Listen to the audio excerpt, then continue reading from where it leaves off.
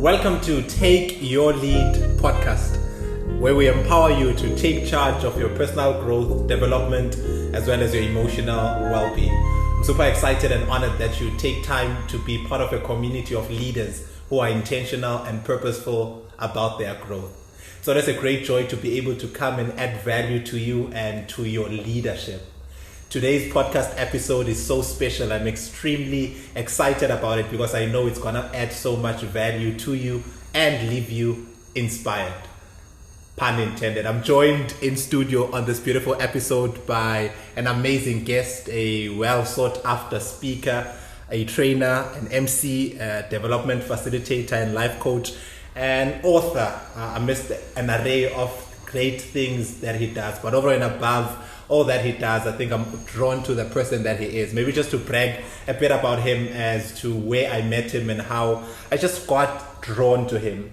So I think about 7 years back, I was a teacher and we were invited to this seminar where it was a teacher changed my life program, book tour of some sort that was taking place, and we'll talk more to that and clarify as to what happened within that space. But I remember walking into that room and seeing this amazing gentleman dressed to the T, full of energy, and I left that room so inspired.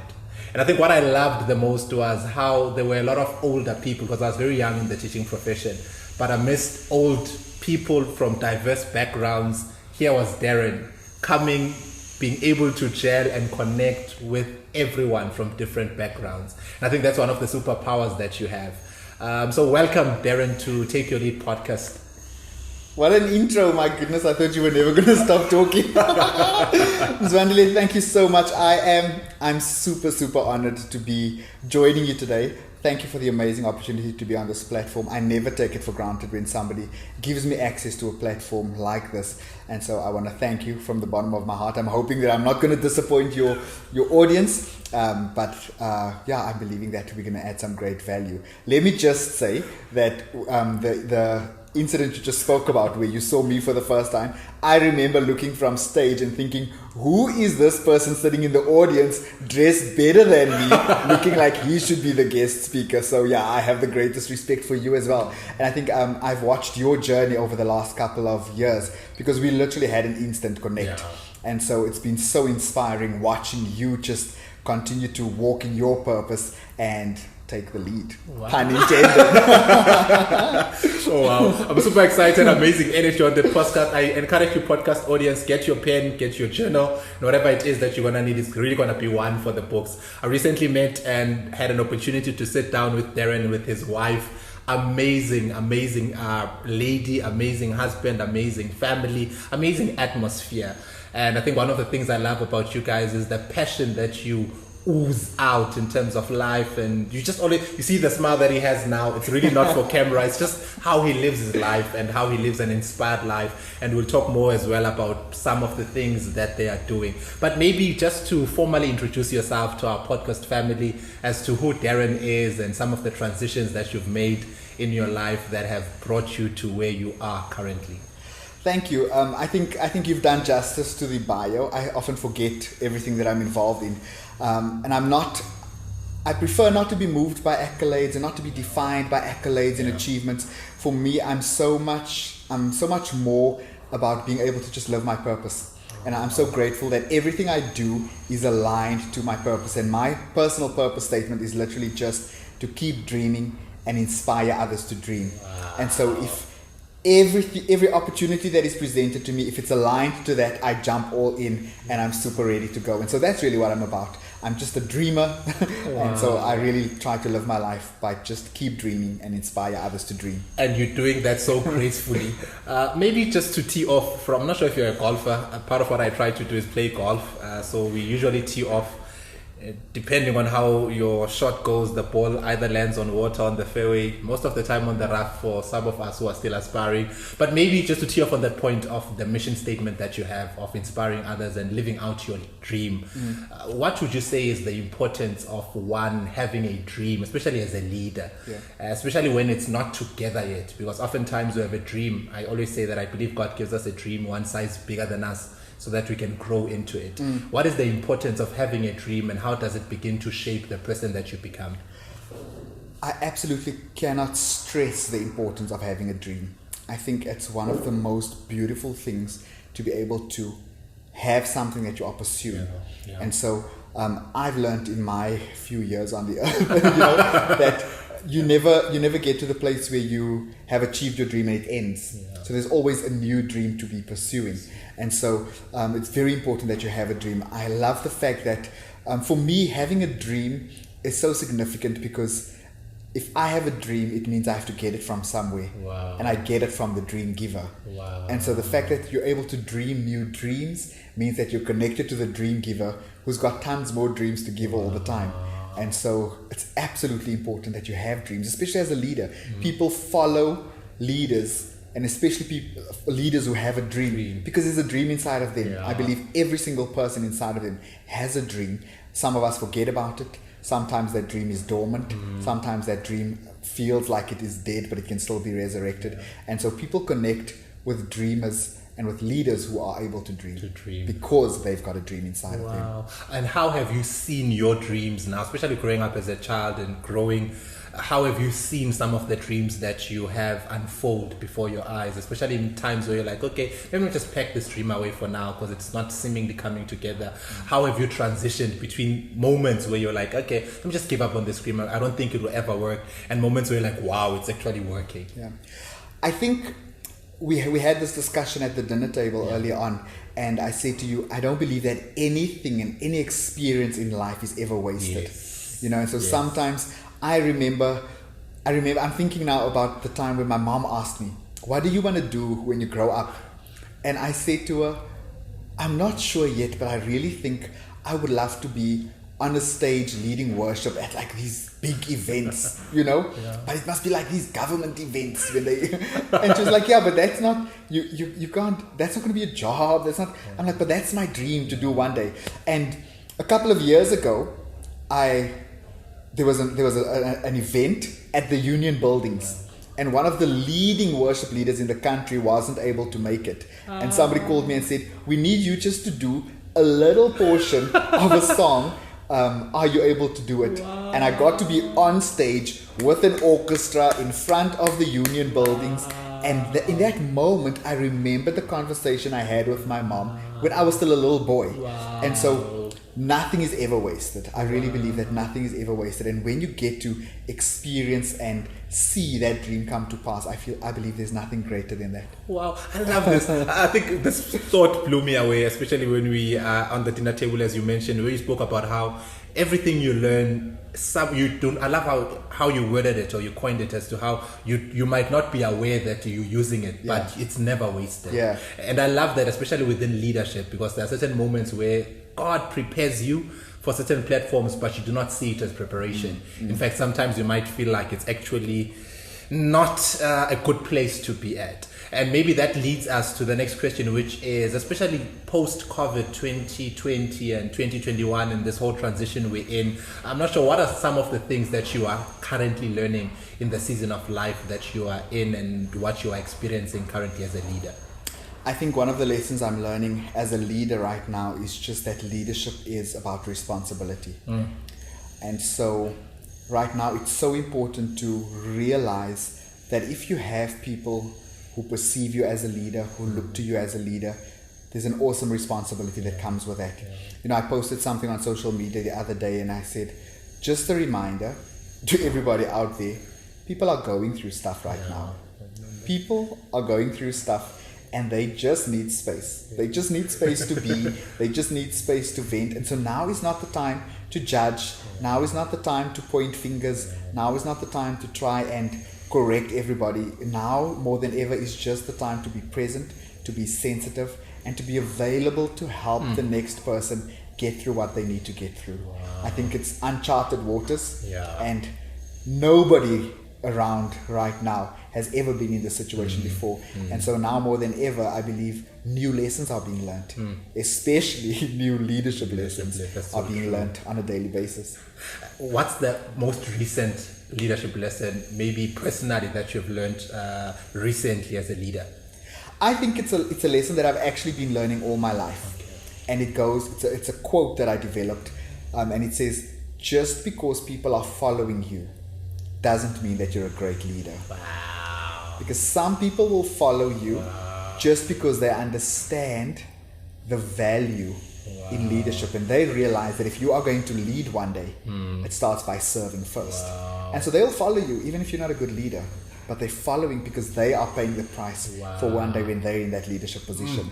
And so that's really a leadership lesson that I've learned over and over and over again. And it's one of those that I literally open my eyes every day, look around, you look on social media, watch the news, look at people's lives, and I just see that playing out all of the time. Just because you're a leader and because you've got people following you doesn't mean you're a great leader. Wow.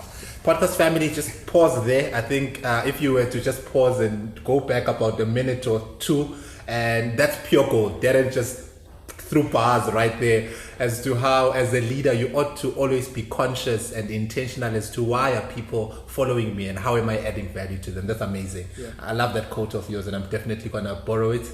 Might sometimes seal the sauce, but so the trick is you're going to start out by saying, I heard it said before, right? And then you can say, a good friend said it. And then if you want to use it enough times, you can say, as I always say. Thank you so much. Yeah, quote me the first couple of times, and after that you can own it. I can own it. Thank you so much. Thank you so. Maybe you spoke something so profound as to how leadership is responsibility. What would you say maybe to a leader or someone who wants to grow and become a better leader? Where do they start? What do they think about? What do they look out for?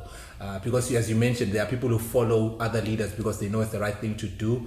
And you've got people who are inclined, they want to be better, they want to do better, but are stuck as to how do they go about it. Sure. I would say start where you're at. Okay. Start where you're at now. And while you're a follower, follow with open eyes. Okay? Yeah. So follow with open eyes. Watch, look, learn, and see not only the good, but see the mistakes that others are making, because you'll be able to avoid a lot of the mistakes by watching some of the mistakes that current leaders are making. And so start where you're at, decide what kind of leader you want to be, and pursue that, work towards that.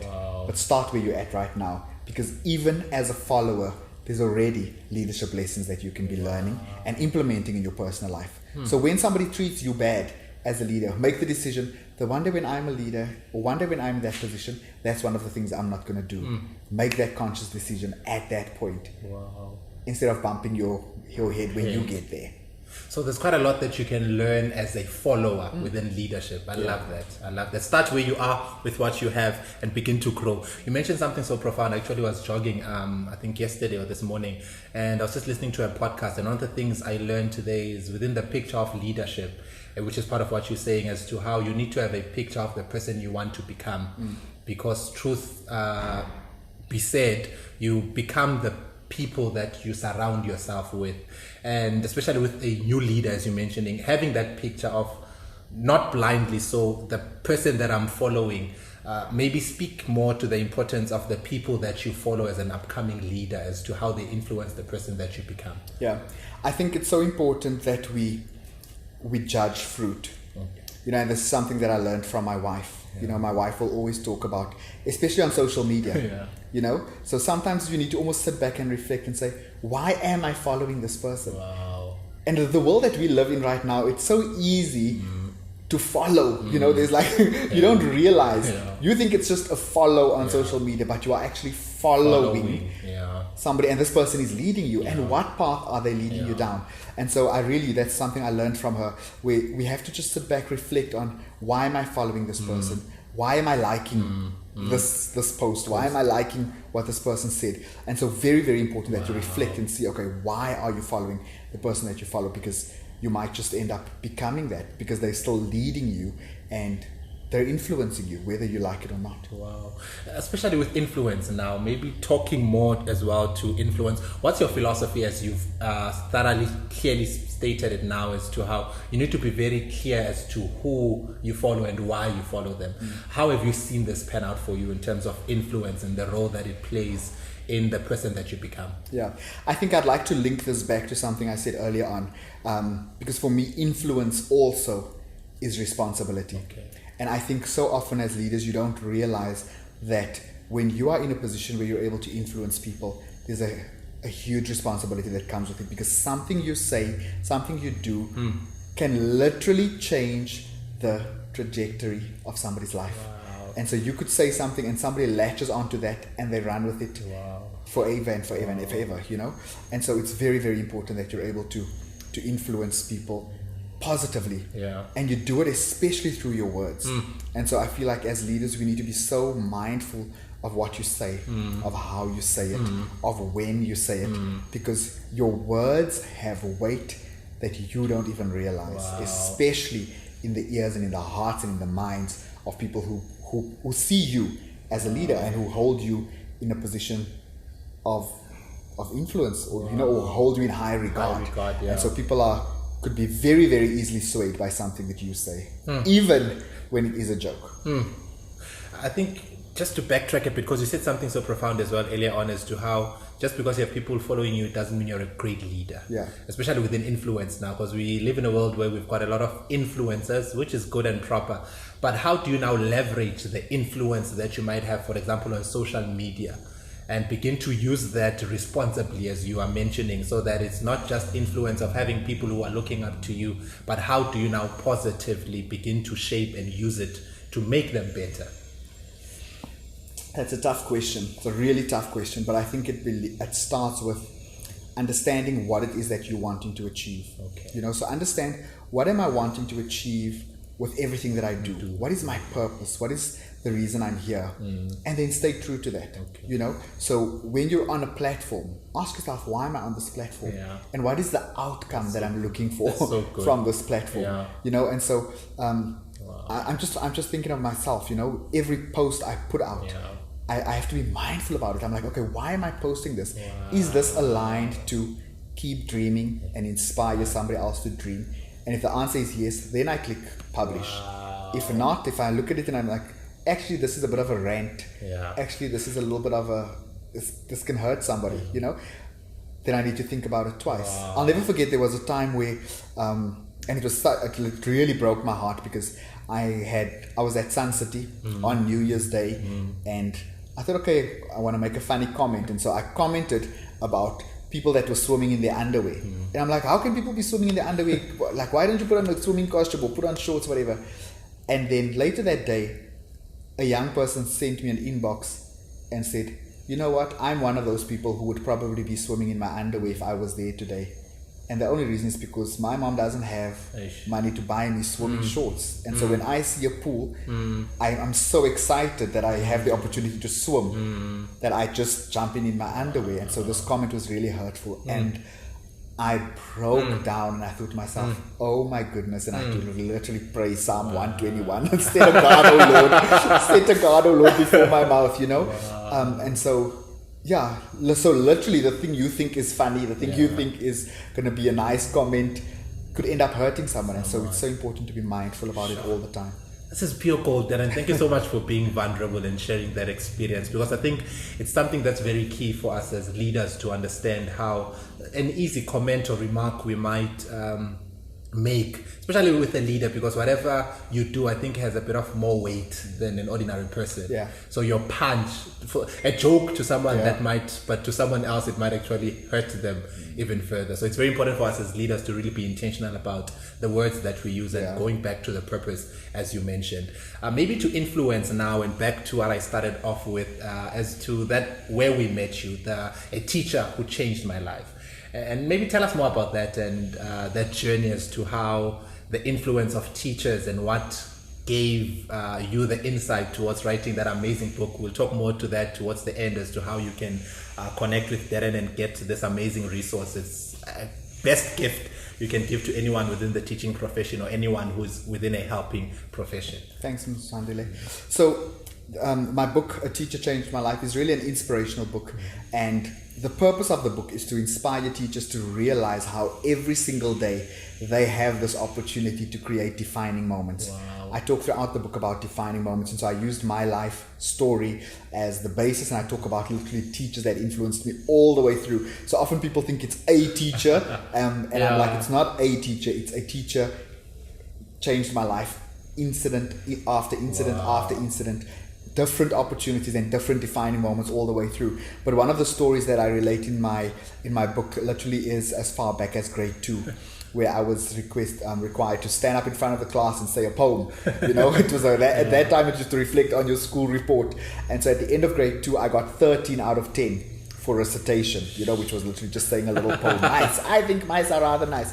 But anyway, when the teacher was questioned about why I got 13 out of 10, the response was, okay, maybe it was a typo or a mistake, but I'm actually going to leave it that way because this child has an above average ability to speak in public. Wow. And recitation is really just practice for public speaking later on.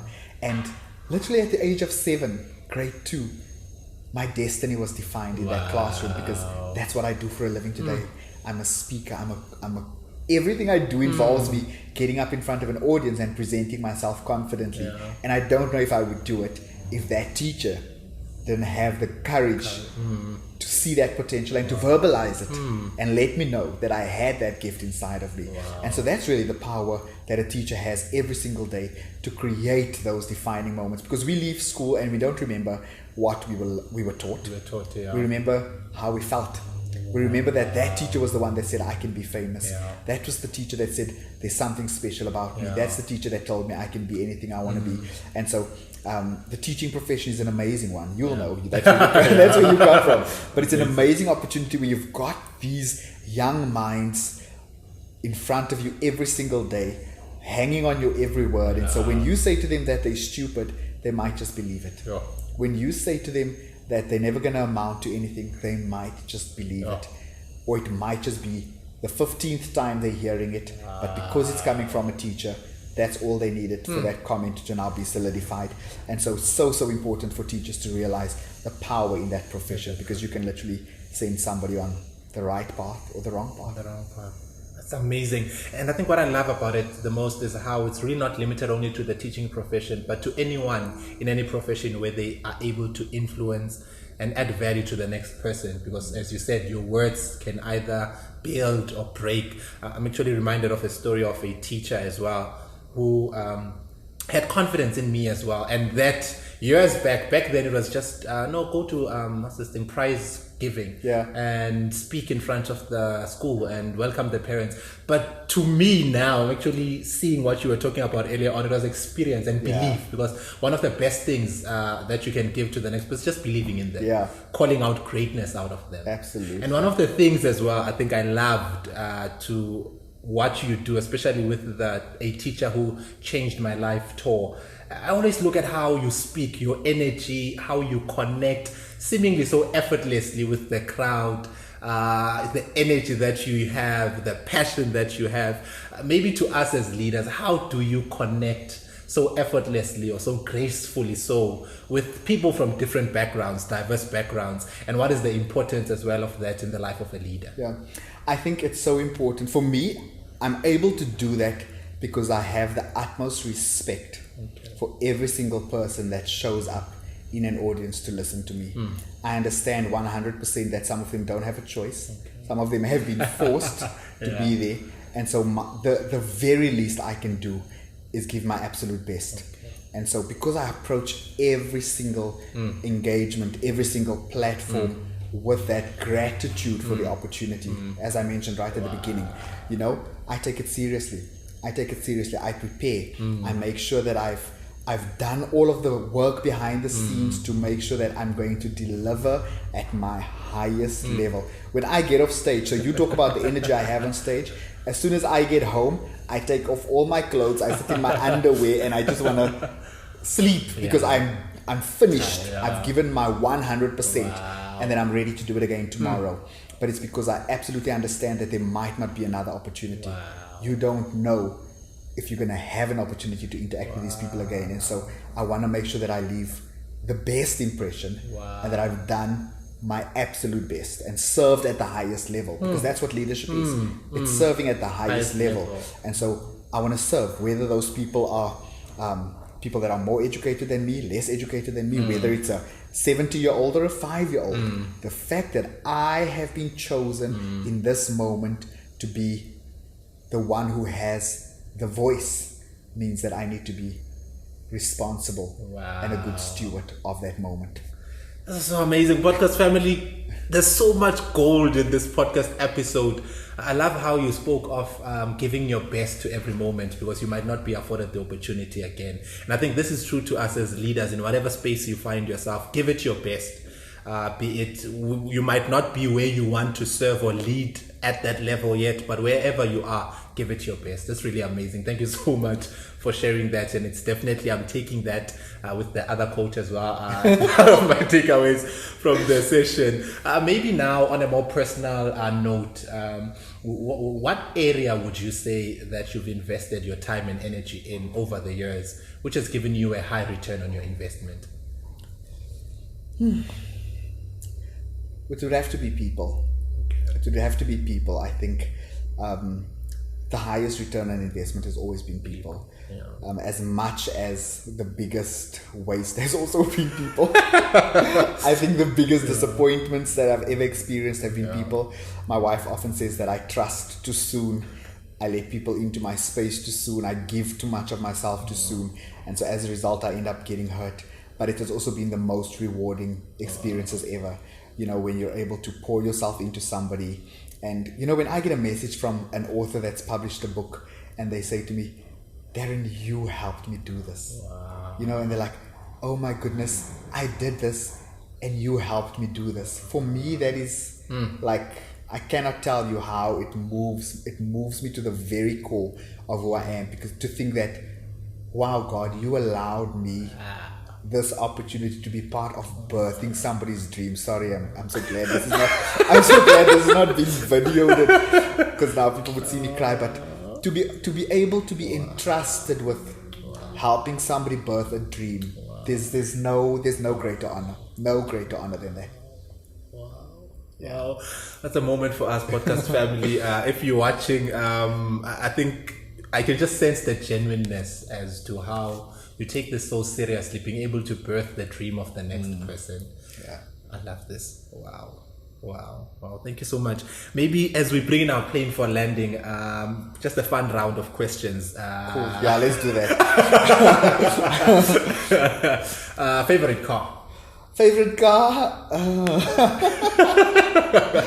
Oh my goodness, favorite car. You never know who's listening. I think Aline might be listening. Yeah, so, and I'm seeing your birthday is around the corner. So a BMW. I always say to her, in this lifetime I have to drive a BMW at some point, even though she doesn't like it. But yeah, a BMW. Cats or dogs? Neither. You and I both. Neither. Please forgive me, but neither.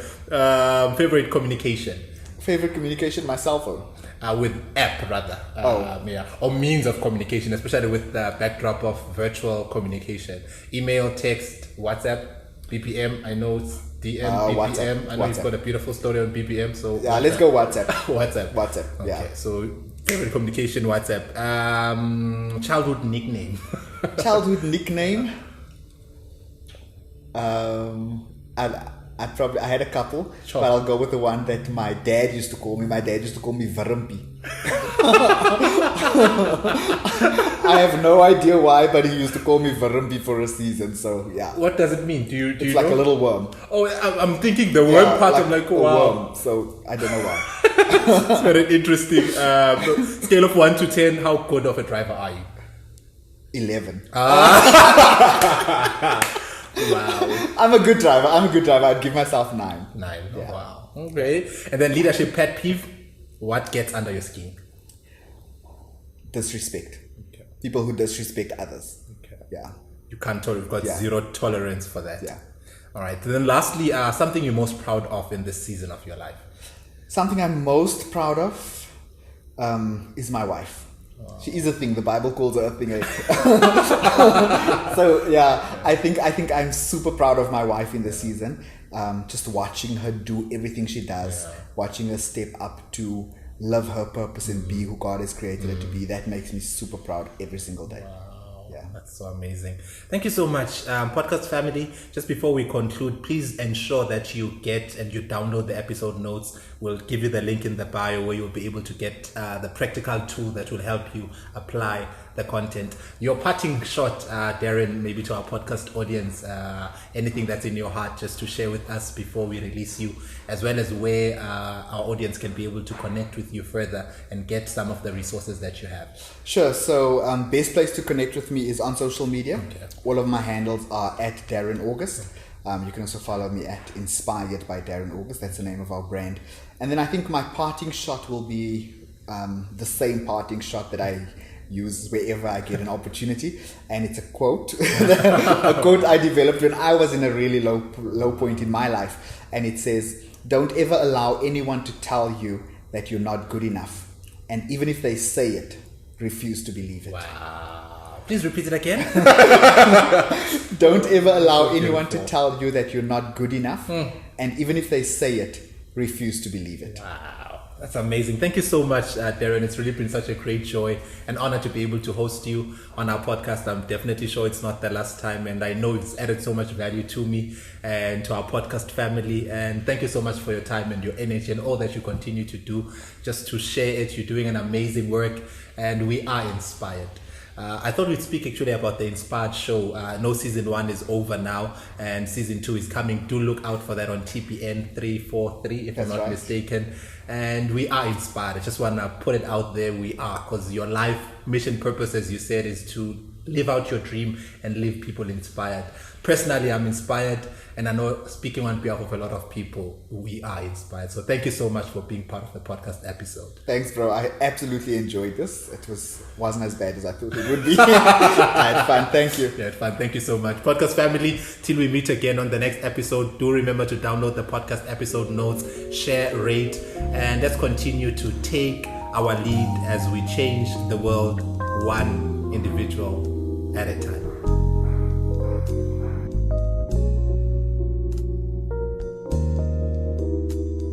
Well, thank you for joining us on Take Your Lead podcast. Be sure to subscribe so you can get new episodes delivered directly to your device as soon as we release the new episode.